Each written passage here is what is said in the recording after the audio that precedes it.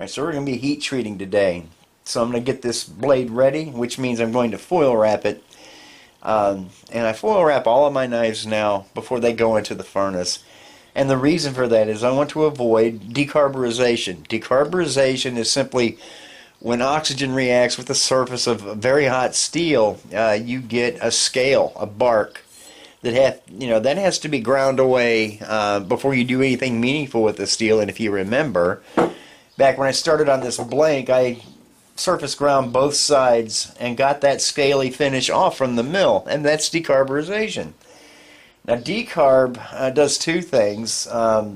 It creates more work, and two, it changes dimensions of the steel. And if you put any sort of details into the steel that you want to hold, dimensions and grind lines, things like that, decarburization is going to erode some of that away.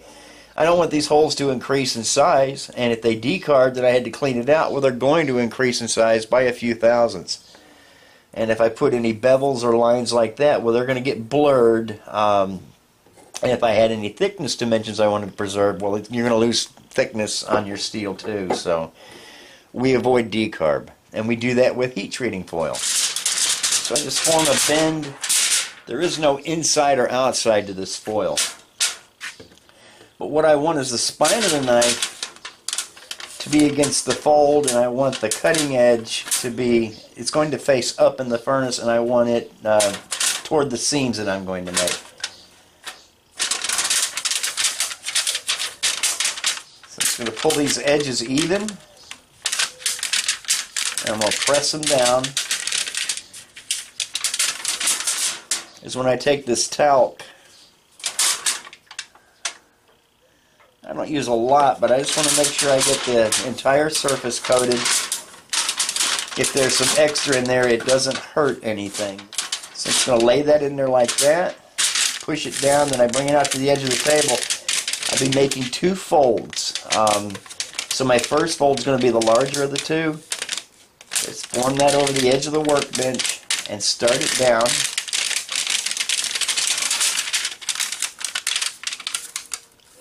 I use these, and what you want is a nice tight crimp going all the way down the edge, and you want a nice sharp crease right here. Get a nice sharp crease on that. Then just make sure your knife's all the way down at the bottom. Now you just want to form another crease inside of this one, about halfway. And that's where these little pliers really come in handy. Then I just crease back again and close that one.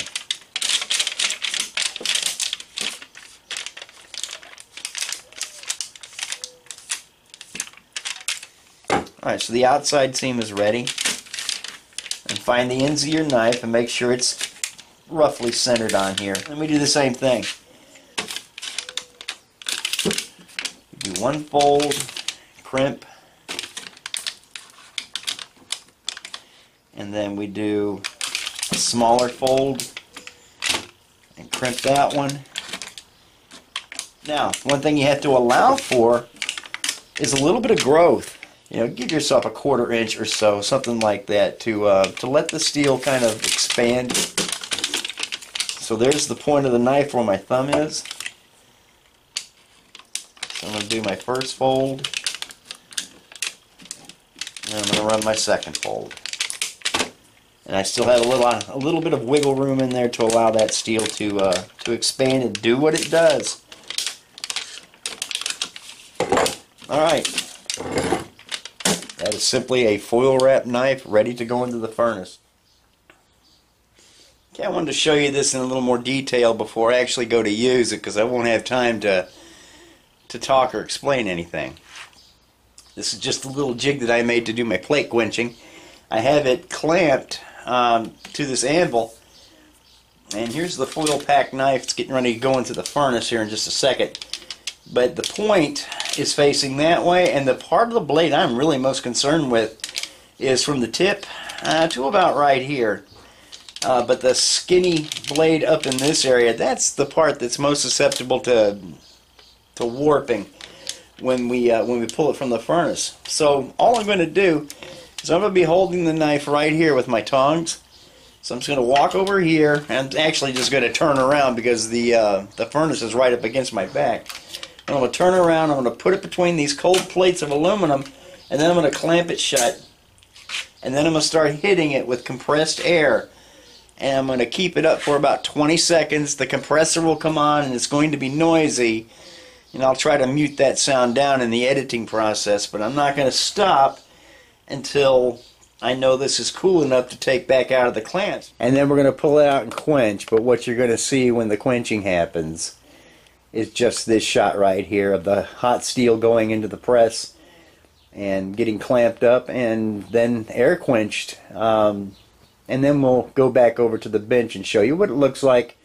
Okay, well the knife's over in the furnace and it's slowly coming up to temperature. And in the meantime, I wanted to do a little bit more work on these guards. And all I did was I pinned them back together. And I wanted to get this surface of the guard pretty much to final polish. Before I attach them to the knife, it's just easier to get to this surface and get it thoroughly when they're separate like this. So that's really all I can do to that.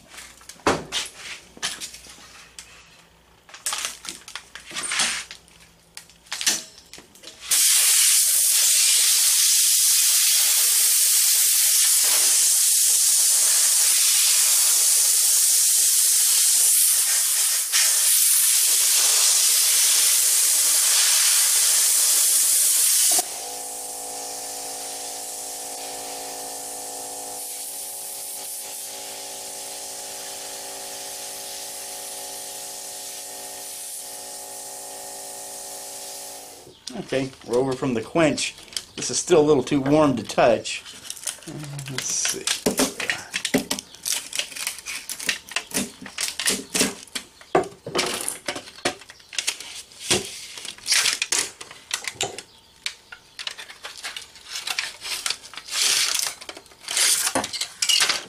Alright. So there it is out of heat treatment. And the knife stayed straight. And it wouldn't have without that plate quench. It would have been a 1 in 100 shot. Standard test. Man, it's glassy. It's ready to go into the draw. The drawing oven's warmed up. We'll be getting this knife into the draw, and that's going to take the rest of the day.